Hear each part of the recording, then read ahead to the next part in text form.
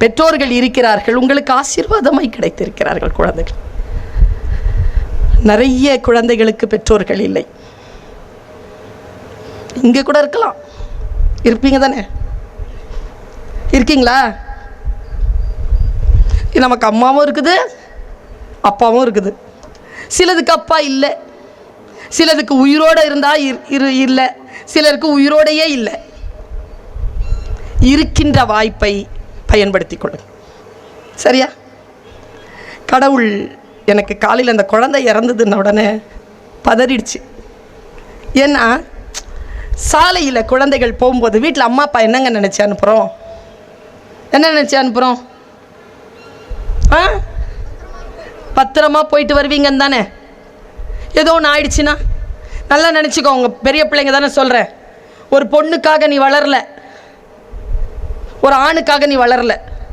ஒரு ஆணுக்கு உன்னை ஒப்படைச்சி உனக்கு கல்யாணம் பண்ணி அந்த பொதுவாக கற்புடனான அது வாழ்க்கையில் நடக்கும். இந்த உடம்பு யாருது தெரியுமா? உன் அம்மா அப்பாது. இதை கெடுத்துக்கொள்ளக்கூடிய உரிமை உனக்கு கிடையாது. கொடுக்கப்பட்டிருக்கக்கூடிய அறிவு, கொடுக்கப்பட்டிருக்கக்கூடிய வாய்ப்பு, அதை பயன்படுத்திக்கொள். குழந்தைகளை, வாழ்க்கை சுலபமானது இல்லை, ஆனால் அழகானது, அற்புதமானது. எல்லாரும் கூடியிருக்கக்கூடிய இந்த சூழல்ல நான் சொல்றேன், உன் உயரத்தின் எல்லையை தொட்டுவிடு. அதான் வாழ்க்கையில் வாய்ப்பு. நான் சிட்டுக்குருவியா தான் குழந்தை இருந்தேன். ரொம்ப இமோஷ்னலான ஆள் நான். அப்படி சிட்டுக்குருவி அந்த சிறகு அப்படி விரிச்சேனா, விரிக்கும் போது தான் தெரிஞ்சுது நான் சிட்டுக்குருவி இல்லைன்னு. சிறகை விரிக்கிற வரைக்கும் எனக்கு தெரில, நான் சிட்டுக்குருவி தான் நினச்சிட்டு இருந்தேன். விரிச்சு பார்த்தா பெருசாக இருக்குது சிறகு. அப்புறமா தான் தெரிஞ்சுக்கிட்டேன் நான் ராஜாளின்னு. சிறகை விரித்து பறக்க தொடங்கினேன். நீயும் சிறகை விரி, எழு, பற, வானம் காத்திருக்கிறது. மேம், செல்ஃப் கண்ட்ரோல் பற்றி ஒரு நல்ல கேள்வி அது, அந்த குழந்தை கேட்குறது. நம்மளை நாமளே செல்ஃப் கண்ட்ரோல் பண்ணிக்கணும் அப்படின்னு சொன்னால் ஒரு சின்ன பய உணர்வு லைஃப் பற்றி இருக்கணும்ப்பா. நாளைக்கு எனக்கு நான் தான் என்னை நான் பார்த்துக்க போகிறேன், எனக்கு இன்றைக்கி போயிடுச்சுன்னா இந்த வாய்ப்பு எனக்கு மறுபடியும் வராது, வந்தாலும் அது வேறு வாய்ப்பு தான் அப்படிங்கிற சுய விழிப்புணர்வு, ஒரு அவேர்னஸ் இருந்தால் செல்ஃப் கண்ட்ரோல் வரும்.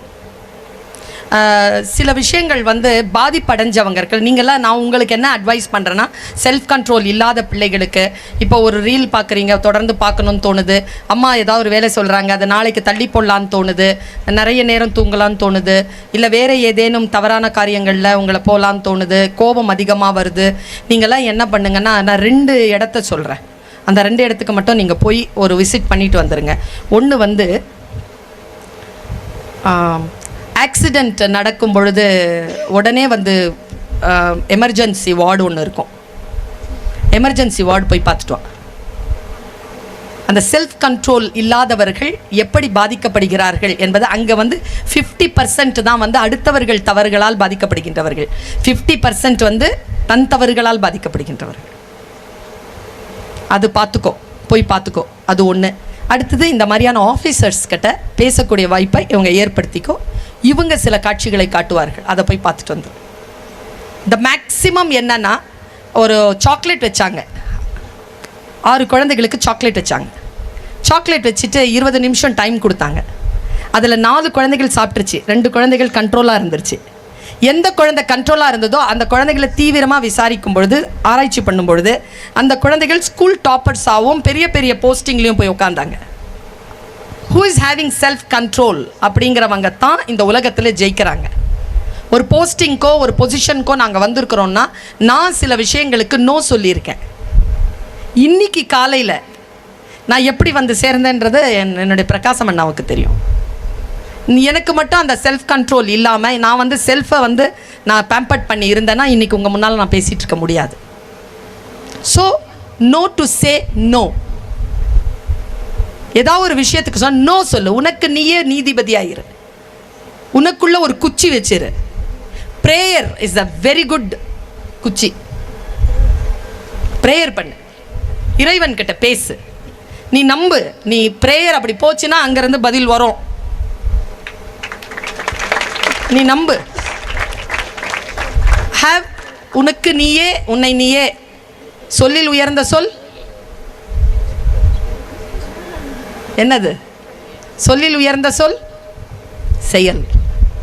சரியா? Okay, thank you ma'am. Ma'am, how to change a negative situation and how to take it as a positive one? C, இந்த பிரபஞ்சம் இருக்குல்ல, ஒரே விஷயத்தை மட்டும் தெரிஞ்சுக்கோ. நீ நல்ல நாலேஜான பொண்ணு. நான் ரொம்ப டெப்த்தாக சொல்ல போகிற ஒரு விஷயத்த, அந்த டெப்த்தை நீ புரிஞ்சுக்கோ.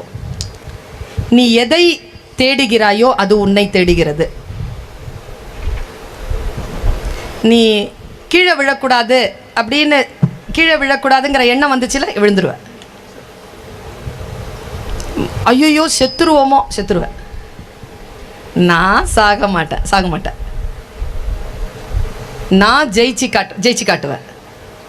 ஸோ இந்த திங்கிங் தான் யூனிவர்ஸ். இதை ஹிந்து தர்மத்தில் சொல்லுவாங்க, அண்டத்தில் இருப்பது பிண்டத்தில் இருக்கிறது, பிண்டத்தில் இருப்பது தான் அண்டத்தில் இருக்கிறதும்பாங்க. அகம் பிரம்மஸ்மிம்பாங்க அவங்கெல்லாம். எனக்குள் இறைவன் இருக்கிறான்பாங்க. நீ எந்த அளவுக்கு நெகட்டிவ் தாட்ஸை சப்ரெஸ் பண்ணுறியோ, நல்ல விஷயங்களை, இல்லைனா பிளெயினில் போ, ஜீரோவில் போ. நெகட்டிவ் தாட்ஸ்க்கு நீ நோ சொல்லு. எல்லாம் நல்லது நடக்கும். ஆல் இஸ் வெல்னு ஒரு படம் பார்த்தால, அந்த நண்பன்ற படத்தில் ஆல் இஸ் வெல். என்னது அது? மந்திர சொல்லது. எதுக்கு நம்ம ப்ரேயர்லேருந்து தொடங்குறோம்? வந்த உடனே என் வணக்கம் சொல்கிறோம். முஸ்லீம்கள் என்ன சொல்கிறாங்க வந்த உடனே? அப்படின்னா என்ன அர்த்தம்? ஸ்டார்டிங்கே பாரு, வல்ல இறைவனின் திருப்பெயரால் உன் மீது சாந்தமும் சமாதானமும் ஏற்படுவதாக. பாசிட்டிவ். நீ உனக்கு பர்த்டே என்ன சொல்லுவோம்? அப்படின்னா என்ன அர்த்தம்? அப்படின்னா என்ன அர்த்தம்? யோசிச்சு போறேன். இந்த நாள் மட்டும் போதுமா? உனக்கு ஒரு ஒரு செய்தி தெரியுமா? பர்த்டே ஏன் கொண்டாடுறோன்னு சொன்னா நீ கொண்டாடவே மாட்ட. இப்போ 16 வயசு பர்த்டே கொண்டாடுறேன்னா, நீ 15 வருஷம் உயிரோடு இருந்திருக்கிற, அதை தான் கொண்டாடுற. அதனால தான் ஊதுறது. 15 வருஷம் வாழ்ந்துட்டடா. நமக்கு அது இல்லை. பிறந்த நாள்லாம் நமக்கு கிடையாது. நமக்கு ப்ரேயர் தான். We just pray. Have positive thoughts. It has its own power. சின்ன திங்கிங் இருக்குல்ல, அது இந்த பிரபஞ்சத்தை அசைக்கும். பாரு, பெருங்கடலை அசைத்து கொண்டிருக்கிறது மீன் குஞ்சின் சின்ன துடுப்பு. மீன் குஞ்சு தான், துடுப்பு சின்னது தான். எதை அசைச்சிக்கிட்டு இருக்க? பெருங்கடலை. ஸோ உன்னுடைய நெகட்டிவ் பாசிட்டிவ் எதுவாக இருந்தாலும் உன்னை வந்து சேரும். எது உன்னை வந்து சேர வேண்டும்னு நீ நினைக்கிறாயோ அதை நீ நினை. என்னை விட உன்னை நீ தானே அதிகம் நேசிக்கிறாய்.